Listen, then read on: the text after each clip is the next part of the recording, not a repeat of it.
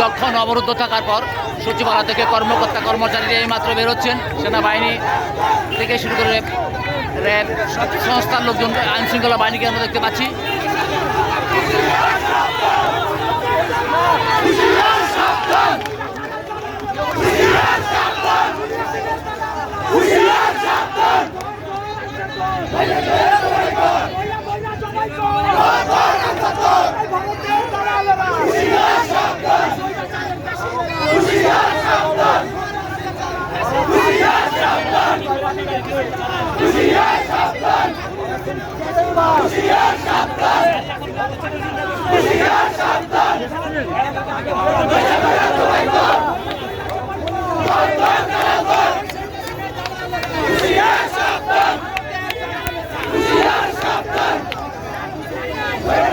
দীর্ঘক্ষণ অবরুদ্ধ থাকার পর সচিবালয় থেকে বের হচ্ছে কর্মকর্তা কর্মচারীরা।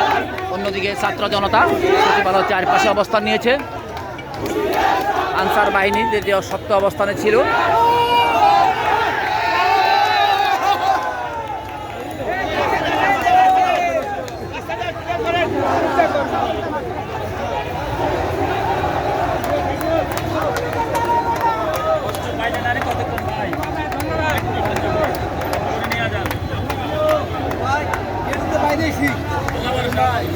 অবরুদ্ধ থাকার পর বেরিয়ে আসতেছে একের পর এক।